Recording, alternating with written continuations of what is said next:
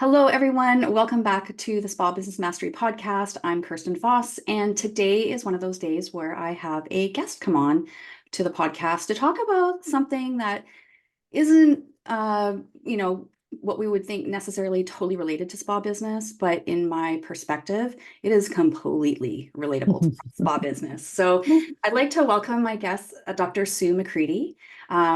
Dr. Sue is a pediatrician in Ann Arbor, Michigan. And she has shifted her career from working with children to working with their mamas. And so her business is called Soulfull Medicine. And we want to talk about being a mom, being a caregiver in the spa industry, working as a spa professional. Um, and really what I love about what Sue does in her work is it's all about trying to figure out, and she provides solutions for this balance between self-care and caregiving, which I know is uh, it's a huge thing for us in the spa industry as leaders. So thank you so much, Sue, for joining me and being. Wow. Thank you for having me, Kirsten. And thank you for all you spa business owners. I was just recently on vacation and splurged for a half-day spa treatment and is honestly just one of the most wonderful things. I think it's the best massage I've ever had in my 52 years of life, is what I told Barbara, my massage therapist. Wow, that's a big thing to say. Yeah. And on the table, I kept saying to myself, Sue, just what if you are worthy of this? What if you are worthy of this time for yourself? What if you are worthy of spending this for yourself? Right. So I just want to thank each and every one of you. Thank you. Yeah, well, in the spa industry, we've literally taken our profession as caregivers to a whole new Mm, level. Um, and yet it also causes a great deal of stress and grief and sometimes suffering, hmm being having such a strong role as a caregiver in your life on top of having children yourself. And that just can feel so overwhelming. I know that, I was a parent and an entrepreneur, and that was that was a experience. There's some, let's just say, ugly bathroom moments. Like, I don't know about you, but anytime I would have a moment, I was like, I'm going to the bathroom. Like, you just got to shut the door. You just got to have a moment of separation and like get your stuff together. Like, I Yeah. love y'all, but I don't like y'all right now. And I'm going to lose my shit in a minute. I'm So I gonna need lose to. it. So, really what this conversation is about is, how to feel well in a Mm, wellness business, because that's the most ironic piece I feel like about this industry is that we are all caregivers. We've made a career out of it. And yet so many of us feel completely tapped out.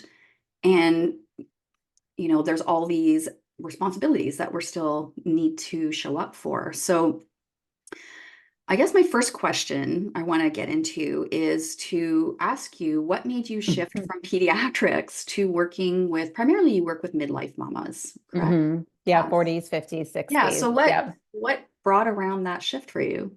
The mamas, they brought around the shift for Okay. me, which is really fun. So I've been practicing pediatrics and still do for 22 years. I think I'm on my 22nd year at the time of this recording. And it's been so phenomenal. I've carved out how to help kids heal through nutrition as my focus. So it's totally out of the box. And I've been an entrepreneur for that. I just created my own practice that didn't exist. And all the time while I was working with the kiddos, the mamas would be like, what about me, Dr. Sue? Like, can Mm. you do this for me? And I'm like, no, I just want to focus on the kids. I don't want to do medicine for adults, right? And so it just started this very long journey of figuring out, well, how can I help you? How can I serve you? And it went everything from a nonprofit to a for-profit to and different types of for-profits. Like, I've been in network marketing and it's mostly a solopreneur, and just keep pivoting and processing through like, how can I serve you?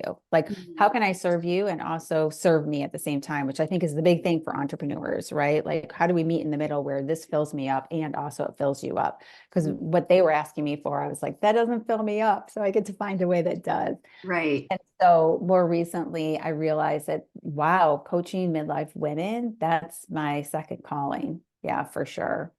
Yeah, well, I So guess you've been witnessing them in the office for years and years and years. mhm, So you're well versed in what they're struggling with, absolutely. but you just couldn't find, there wasn't something quite right yet about how you wanted to serve them.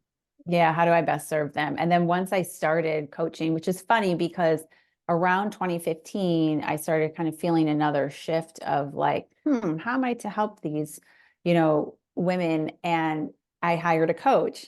And I remember getting on Kirsten and being like, okay, first things first, I know for sure I don't want to do what you're doing. Which is coaching women and Right. entrepreneurs, because I coach a lot of entrepreneurs too. And so I thought that was so funny that I came full circle when I first, when I launched and started coaching women, I went back to that coach and I was like, you're never going to I'm believe this. back. I'm I'm here to doing eat crow. uh, I'm doing exactly what I said I never wanted to do. Because you just don't know until you start doing it, right? And Well, it's an yeah. evolution. And like you said, like you were primarily like using nutrition and that kind of thing for the kids. Hmm. And, you wanted to work with the mamas and support them. But like, is it in the same, is it with nutrition? Is it with this? Like there's so many ways to support them. So Yeah. you and I met actually just last year in Hmm. in our numerology course. We both took practical numerology with Megan Alton.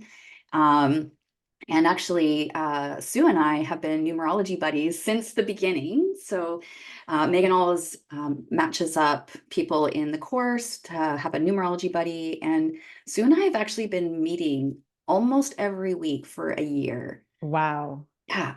Like we've been committed to meeting every Wednesday morning and practicing our numerology and sharing, each other's lives and the wins and the struggles, both as mamas and entrepreneurs. So I do know that, one of Hold, your, holding each other when we're washed in shame yes. as the entrepreneur when something goes terribly not the way you intended. Yeah, that too. That's what friends do, right? Like we're there for each other and Uh, holding space. And I love that I get to be there for you and you're there for me in those oh my moments gosh. of vulnerability.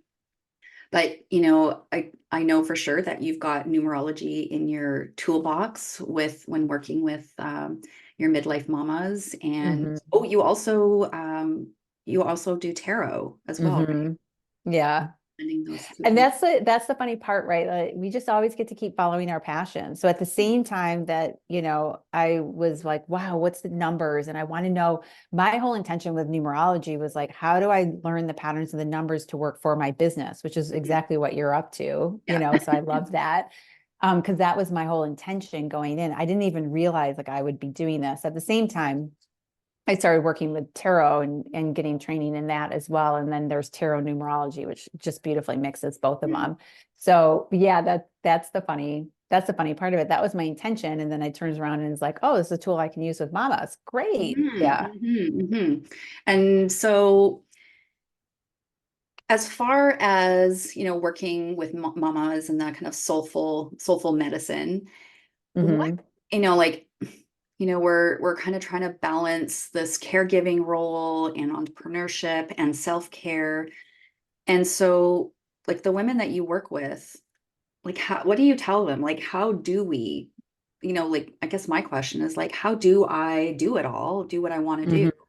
Hmm. Not only the stuff that I want to do for my family and be there for them, but the visionary stuff I have for my business. I've got big, we've all got big dreams and ideas and goals, but like how do we do it all? Like the practical pieces of not feeling pulled apart in like 10 different directions. Because I mean at midlife, which is kind of the clients that you primarily work with, we've got kids that are likely still, some might be still at home, some might Hmm. have left. You got kind of a mix. They might have all left. You're empty nesters.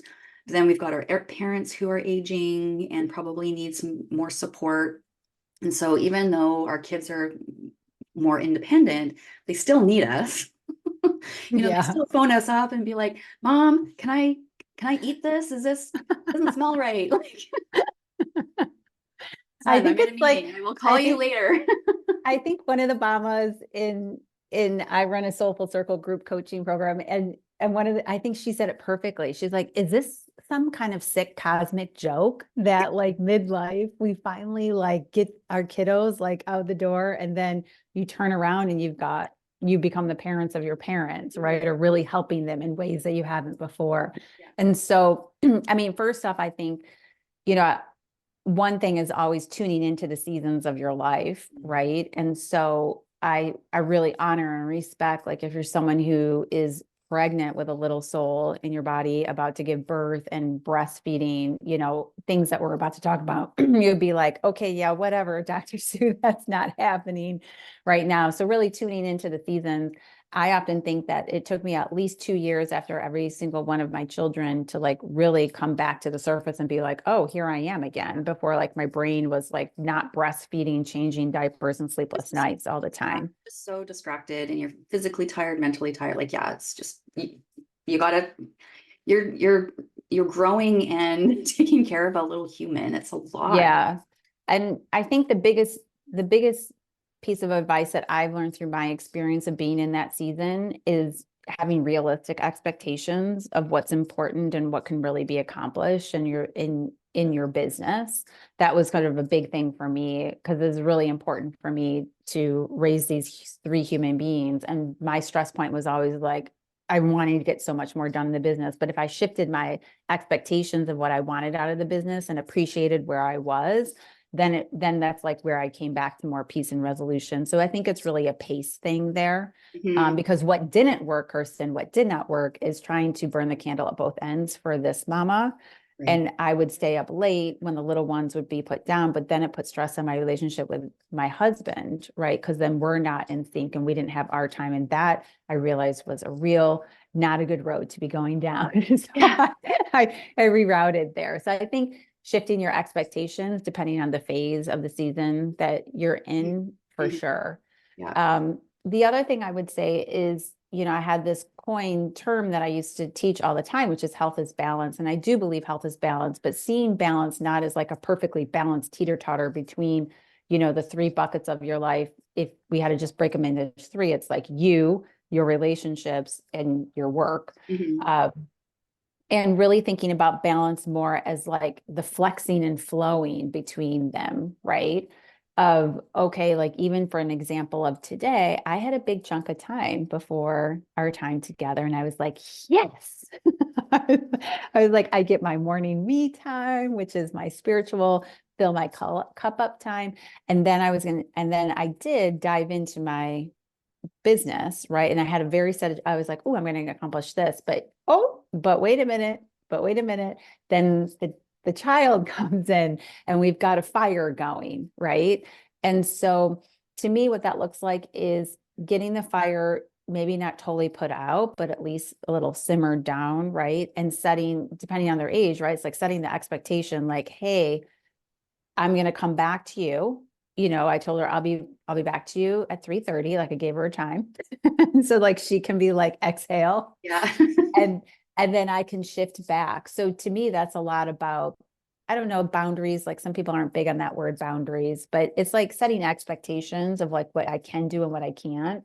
Yeah. And I think what it does is it teaches your kids to Mm, regulate themselves, emotionally regulate mm, themselves, and not kind of be leaning on you as the regulator. Like, I'm yes. okay until you figure this out. You got to figure this out, mom. So I Mm. love how you manage that is like, okay, we'll just dampen down the fire. Are you bleeding? Are you hurt? Is anybody dying? Okay. Yeah. Okay. Triage. That's Let's just take a great. breath Like triage. and, you know, think about this and we'll talk in 3 hours. But really Yeah. what that's doing is it's a gift for her because it's A, helping her to figure out her own emotional regulation, and B, it gives her time to like So now she's calmed down a little. She can Hmm. maybe do some of her own problem solving that, maybe by the time you get back to her, she's already figured out most of it. But I Yeah, think and it that, gives it's such a gift to yourself, right? Because before this, I mean, this is the evolution, right? Like I would have not done it that way. I would have been like, oh my gosh, I need to fix this problem right now. We're going to fix it all out, blah, blah, blah, blah, blah. And then it would crunch in on me being prepared for my time with you, right? And then I'm not in the right physiological place, mental, anything space to be grounded and present with you here. So I feel like that's kind of the evolution of my development as an entrepreneur and a mom is really setting realistic expectations for myself and my family. And it's like responsibility, right? Like what's my responsibility? What's their responsibility? Which obviously changes from an infant to, totally. you know, Yeah. Yeah. But an it's so over 18 easy. year Yeah. old. It's so easy, especially in a career as a caregiver, to get Hmm. stuck in the caregiver fixer role and Yes, not even yes. realize that you're stuck in there. Like you just become, okay, I'll problem solve. I'm used to doing this at work all the time. We do this at home. Well, and a lot of those issues may not actually have been yours to solve. Yeah, which kind of goes full spectrum to just the other evening. I was on the phone with one of my parents, and wow, was it an overwhelming conversation? It was one of those like I've just had a full day, and there was just a lot packed in there, and so I was sitting there going, I have this little stick-it note in front of me that says, is this a problem to solve or an experience to witness? Because Mm. there was a lot of problems coming up, right? And I'm like, okay, is this my problem to solve or is this an experience to witness? And I think there Well, was kind of a balance, right? It was like, okay. And I think a lot of it too with caregiving is listening, which I'm growing in my listening skills. People tell me I'm a great listener, but I think inside I'm like, hurry it on up, you're fixing. people. You're fixing in your head. You come up with like 10 solutions. You're not so much listening. Yeah. And so I think that's another thing if you're on the other end of eh, honestly, if you're on both ends of the spectrum, because I can think of a little toddler having a tantrum, it's like, is this a problem to solve or an experience to witness? Right. You know, like, and really giving yourself the opportunity to experience it because part of it is like, just like you were saying with my daughter, like just this experience of this waiting time for her is great for her to take some ownership and responsibility in terms of solving the problem. Mm, Yeah. mm. So good. That is so good. I'm going to write that down and make my own sticky. Okay, so one of the things I know that you've done and created in your Soulful Medicine business is that you've created Hmm. these mama archetypes, which I think are so Hmm. fascinating. And you created them as a way for us to like be able to quickly identify, where we're at so that Yes. and figure out, kind of loosen the grip on kind of whatever we're feeling. Can you go through your four Hmm. Yeah, this is so fun because they're based, they're personality based archetypes. Mhm. And one of the best things that I've never read a parenting book, by the way. I've just learned more about myself. And the more I learn about the self, the better I parent, Well, right? my mom actually told me when I had my son, she said, honey, he's going to teach you more about yourself than you're going to teach him about. Oh, I And I feel was like, so oh, chill. and God, it was so true. So, so true. Hmm. We all grow so much. We learn so much more about ourselves than we think we actually teaching our kids. They're teaching us. I've been Yeah. schooled. I feel like I've been schooled.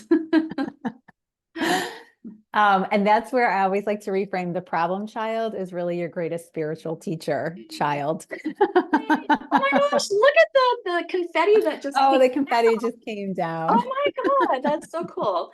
I don't know why Zoom does that every once in a while. It is the weirdest thing, but it'll pop up a thumbs up or confetti at the most interesting times. Time. Because you can do the same hand actions and you can't always get it to Okay. repeat. So Okay. I always love when it happens. But anyways, yes, your greatest spiritual teacher. Oh, Um, Anyhow, yes, there's four mama personality types. I'm just going to name them, and then we can, as I start to describe them, I just want you to start thinking about someone. It may be someone in your family, it may be you, it may be one of the children that you birth into this world. And it doesn't have to be a mama, it can be a dada Yeah. or, masculine. So the visionary mama is, I call her the Beyoncés of the world. Like, she has big personality. She has a vision for her life, for the world. She's like, twirl on them haters. This is how I'm doing it. Very much an extrovert and very much a know-it-all, which is awesome.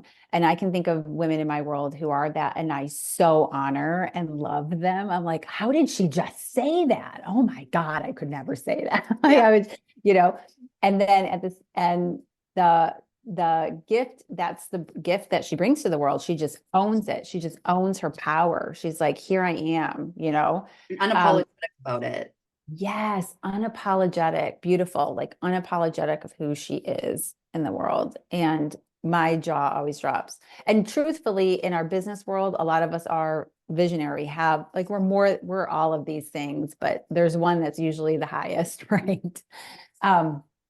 So the drawback of the visionary is often, while she's trailblazing over relationships. I mean, she's just having a hard time.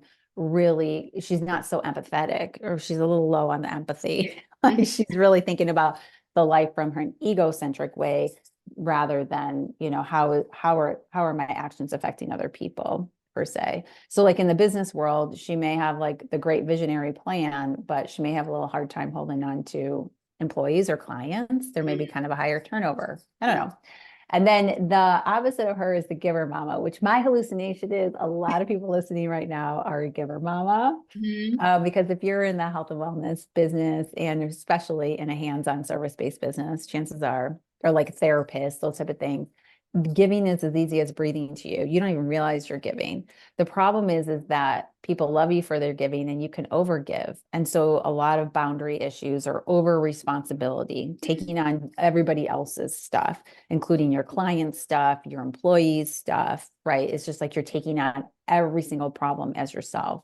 So the opportunity there is really to learn about, like, okay, where do I end and you begin?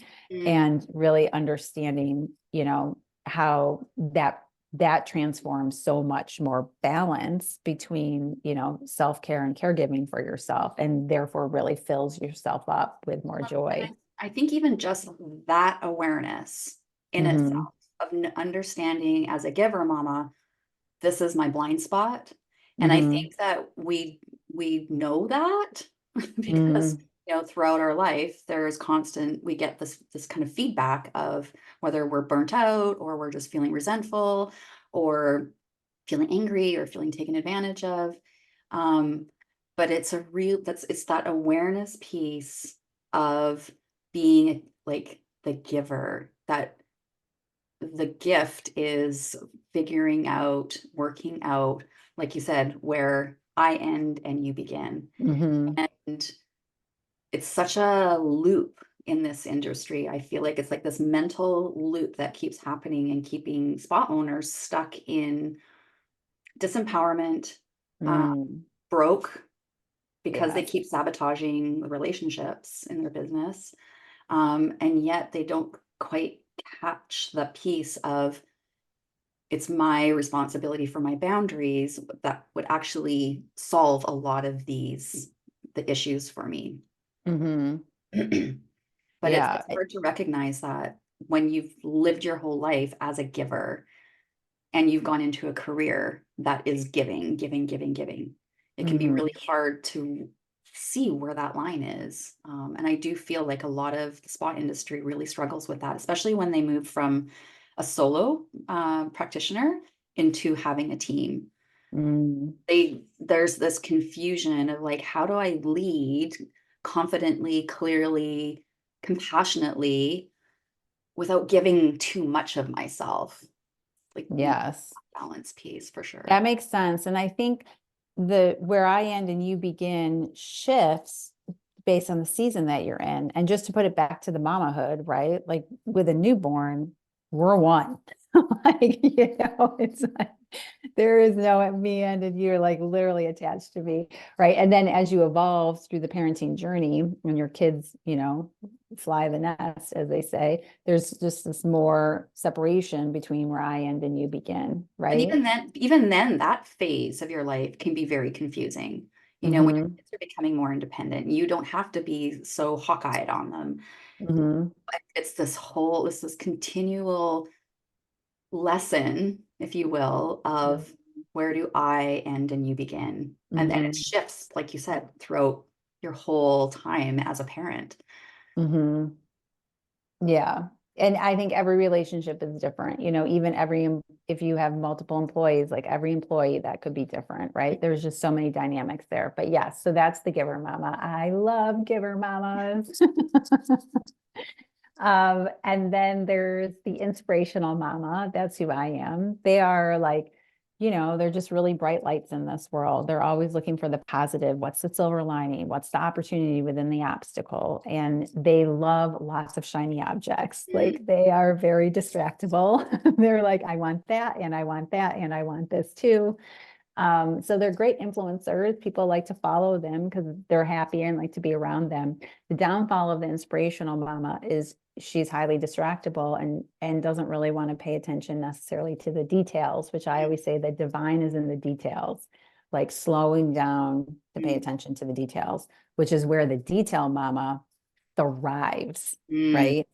And the detail mama is, her. She's the person who she organizes, she creates spreadsheets for you. She's the one who organizes the carpool. She's the one who texts you and reminds you, here's the sign up, Sue. Have you signed up yet to bring X, Y, or Z? Right. I fucking love detail mama. I've seen like TikToks and Reels making fun of like the one friend on the girls' trip who like there's one friend who does all the organizing to get everybody there, and then she's got all the things planned, and she's got everybody up early, and she go for a run. Blah, blah. Oh, too funny. Yeah. And so like you can see where that's going. Like she can be a little too A organized, a little little extra. too tight, a little too controlled, and like she gets to have more fun, right? She gets to have more fun in her life. So I think it's really interesting because like when you're hiring support, which a lot about what about bringing balance between self-care and caregiving is hire help, Mhm. right? Yeah. And if you can't hire, barter, like exchange services, but like be resourceful and hire help.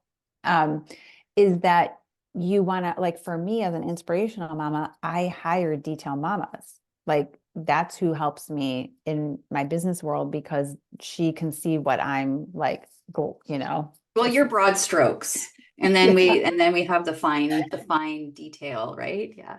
Think yeah. about a painting. Yeah, so those are the four personality types. So you probably know even just listening to that what your personality type is. But what's cool is when you take the quiz is the resources that come with it, which is really all of them are no cost and they're great ways to really tune in and learn how do I optimize this? Like even for you can apply these tools to your business. Like how do I optimize this for my life, for myself, for my work, for my relationships?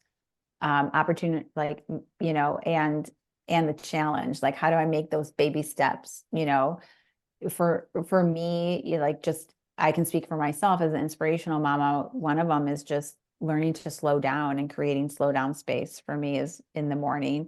And like you said, just kind of the awareness in itself is like, you can just start to call her out, right? Yeah. And like, oh, there Yeah. you are. I see you, Yeah. slow down, take a moment, pause, right? Absolutely. Yeah. We can, once we are able to identify kind of where we land within those archetypes, we can definitely give ourselves more compassion um, Mhm. and space to, manage those blind spots that you were talking about and augment the ones, augment the aspects that you're a natural at.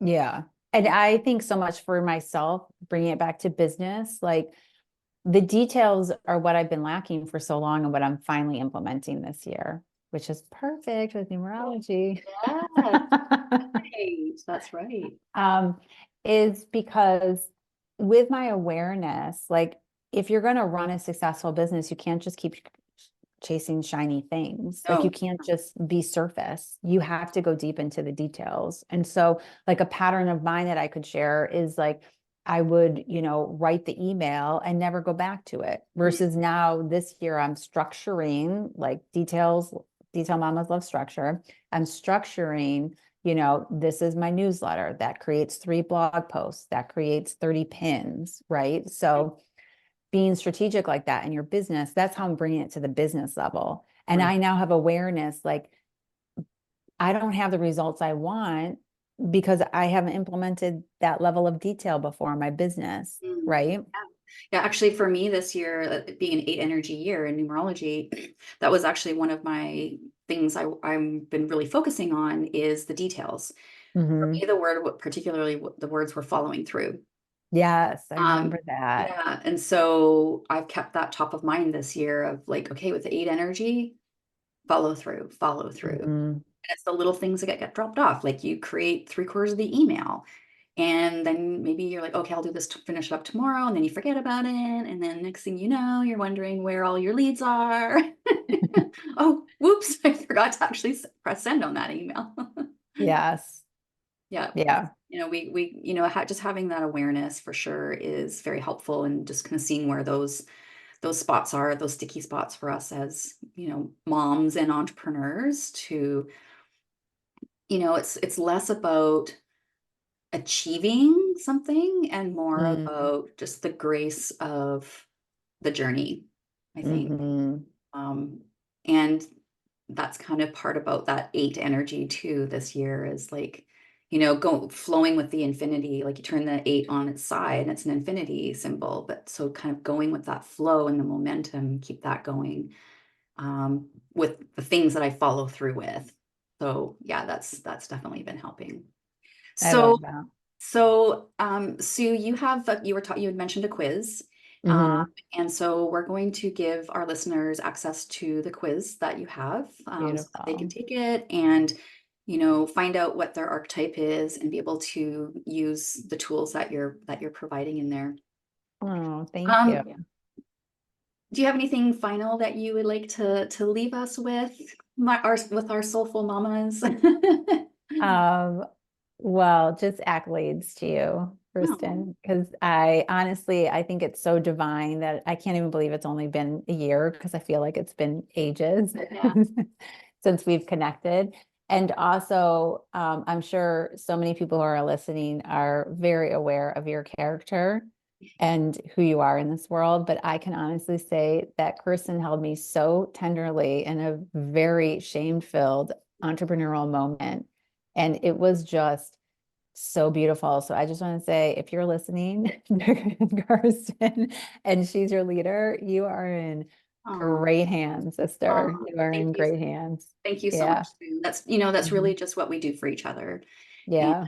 um, I just haven't had the opportunity in this past year to have a full on, breakdown. It could be coming. So get ready. Yeah. Anyways, thank you Awesome. so much for joining us. And I know that our listeners are, it's a topic that is so top of mind, being a mom and an entrepreneur and how do we do this all? And the funniest piece, I think, the most ironic piece of being in the spa industry is that, it's supposed to be the spa is a relaxing place. Yes. As a spa owner or a spa professional, in the back end, like it's not all that relaxing. So Yeah. it sometimes takes even more intentionality to support our self-care Mm, because we're doing it for everybody else and we forget to do it for ourselves. So so this was true. an absolute gift to have you on and for you to share your quiz with us, so we can start feeling better. For those Mm. of our mamas who are kind of struggling right now. I've definitely been there. I'm in a good spot now, but I have been there. And I know you have too, Sue. 1,000%. Thank you, Kirsten. All Thank right. you.